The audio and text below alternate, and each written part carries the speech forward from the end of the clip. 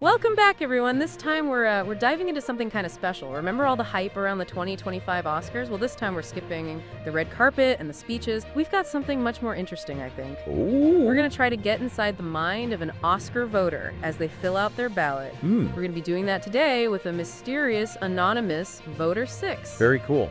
Sounds fun. A real behind-the-scenes look. It's a chance to see how someone's personal taste interacts with those ideas about what makes a film great. Exactly. And right away, voter 6's pick for Best Picture, I think it tells us a lot about them. They chose The Brutalist, calling it a work of art, plain and simple. Interesting choice. What's interesting to me is that they chose The Brutalist over films that really resonated with them on a personal level. That seems to me like there's a strong emphasis on artistic vision over, just personal feelings. Yeah, for sure. It's like they're looking at these films like they're in a museum, analyzing form and technique rather than just emotional impact. And there's one detail that really stuck with me. Voter 6 mentioned a marble sequence in The Brutalist that made them cry. What could be so powerful about a sequence about marble? Well, that's where the director comes in. Someone like Brady Corbett. I don't know the specifics, but I guess he uses the marble itself, Its coldness, smoothness, the way the light plays on it, all that combined with great cinematography, editing, and sound design could be very moving. Wow, yeah, it makes you think about how even marble can make you feel emotions when it's done right. I can see why Voter 6 was so into this film. And it doesn't stop there. This preference for artistic vision is clear in their best director choice, too, Brady Corbett, the director of The Brutalist. What really impressed Voter 6 was that he was able to make such an epic film on a small budget. Relatively speaking. It's true, most directors have to work within a budget, but to create a film that feels so grand and huge despite that, that's impressive. Voter 6 even called the film epic yet intimate. How do you even do that? Those two things seem opposite. You're right. It's a tough thing to pull off. My best guess is that Corbett used a lot of contrasting shots, vast panoramic shots with tight close-ups. So you get those personal moments in a larger setting. It could also be the story, weaving a personal story with bigger historical themes so you get both intimacy and this epic sweep. Okay, that makes a lot of sense. Let's move on to the acting categories now. This is where I think Voter 6's values really shine through. Values, huh? Interesting. Tell me more. So for Best Actress, they chose Fernanda Torres for her raw and emotional performance in I'm Still Here. And get this, Voter 6 specifically mentions that Torres gives this amazing performance without using any prosthetics or special effects at all. Wow. A vote for realness. That's an interesting observation. And, it does seem like there's been a comeback for practical effects these days. Like, people are starting to appreciate that realness again, that immediacy that you get with practical effects. Yeah, maybe it's a reaction to all the CGI in those big blockbuster films. Makes you wonder if that authenticity is why Voter 6 voted the way they did. Okay, Best Actor, Adrien Brody takes it home. You guessed it, for his performance in The Brutalist. Voter 6 describes Brody as the character who, guides us through the epic journey of the film, showing such complex emotions so subtly. Brody's a very talented actor. He's known for conveying a lot with very little. Those subtle expressions, little gestures. But here's something interesting. Voter 6 almost voted for 2 actors. They were very impressed with Timothée Chalamet's performance in The Brutalist as well. Oh, wow. So both Brody and Chalamet were in the same film, and they were both in the running for Best Actor. It makes you wonder if the length of the role affects how we see the performance.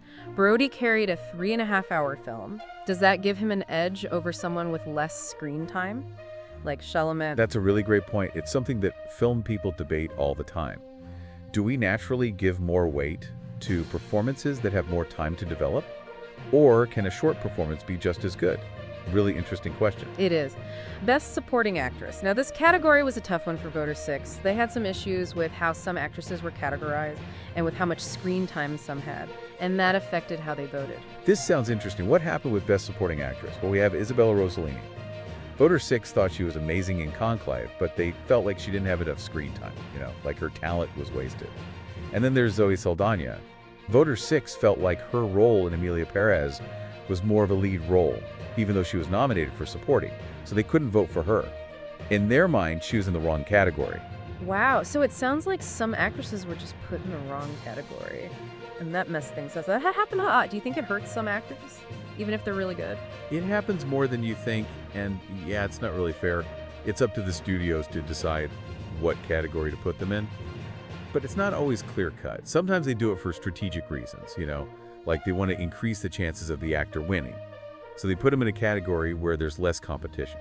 So it's all part of the game, trying to get the best results. And it sounds like in this case, Felicity Jones kind of benefited from this whole mess. She won Best Supporting Actress for The Brutalist, even though that was only in half of the film. It is interesting. Maybe Voter 6 was just really impressed with Jones. Like, she made a big impact, even with less screen time. It shows how good she is as an actress, you know, creating a whole character in a short amount of time. It makes you think about how an actor can really stand out, even if they're not in the whole movie. Let's move on to the supporting actor now. Here we see that Voter 6 likes a mix of humor and heart. They gave the award to Yura Borisov for his role in Anora. They liked that he brought both humor and heart to the role. Especially at the end of the film, I thought it was interesting that Voter 6 mentioned the fast pace of Anora. Makes me wonder what kind of film it is and how Borisov's performance works within that style. It does sound like it's a fast-paced film, maybe a comedy, where timing is super important. It would be interesting to know if that's Borisov's usual style, or if he's trying something new, showing a different side of himself. Okay, let's talk about the screenplay categories now. We see that Voter 6 really cares about adapting a story well, and they also appreciate when something feels new and original. They gave Best Adapted Screenplay to Nipple Boys, but it sounds like it was a tough choice, especially since they didn't nominate the director. Nickel Boys, interesting one. Voter 6 thought it's a really good adaptation of the book. It's a tough book to adapt, but they felt like the film worked on multiple levels. But the director, Rebel Ross, didn't even get nominated for Best Director. So it seems like Voter 6 might have liked the film overall, but used the screenplay category to acknowledge the director's work, in a way. That's interesting. It shows how connected the director and the writer are, especially when they're adapting something. Do you think the screenplay is sometimes seen as the director's vision, especially with adaptations? Maybe. Maybe when a director is working with a story that already has great characters and plot, their job is really about interpreting that story and putting it on screen. And the screenplay is like the key to that. It shapes the story and highlights the themes. It makes you think about all the different ways that Oscar voters try to recognize talent, even when they're limited by categories. So Best Original Screenplay, and Voter 6 went with Anora. But they did say that the dialogue in The Brutalist was more profound and thought-provoking. Ultimately, it was the creative structure and themes of Anora that won them over. So for Voter 6 being original isn't just about clever lines or surprising plot twists. It's about how the whole story is put together, the structure, the themes, everything working together. Exactly. It's fascinating because they admitted that the dialogue in Anora could be a little shallow sometimes, but they said that it worked because of the director, Sean Baker. They said that his direction made the script much better. Interesting. That makes you wonder how much a director can fix a script that isn't that good. Can a director make a bad script good? Or is there a limit? It's like that question about nature versus nurture, but for film, is a great film made because of the script? Or can the director take a bad script and make it amazing? It really makes you think about all the pieces that have to come together to make a movie work, and how much the director can influence how we see the story. Looking back on Voter 6's ballot, it's clear that originality was really important to them. Not just the dialogue, but also the structure and the themes. Yeah, definitely. This whole look into the mind of an Oscar voter has been really interesting. We see how their personal taste plays a part, how what's popular in Hollywood plays a part, even just like how the categories are set up can change things. Exactly, and it just showed that there's no one way to make a great film. It's all subjective, you know? Depends on the person, depends on the culture, even depends on the category the film is in. You know, Voter 6's choices have really made me think, does a director's vision make up for a bad script? Does the length of a role make it better or worse? And what does art even mean in film? There's so much to think about. I know, right? It's making me want to watch these films again and see them from Voter 6's point of view. I think that's what's so great about looking at these ballots. It makes us think about the films more deeply, to look beyond just the surface and think about what makes a film work. This has been a really interesting deep dive into the Oscars. We got to see inside the mind of one voter and how they make their choices. It's fascinating how personal taste, industry trends, and artistic vision all play a role.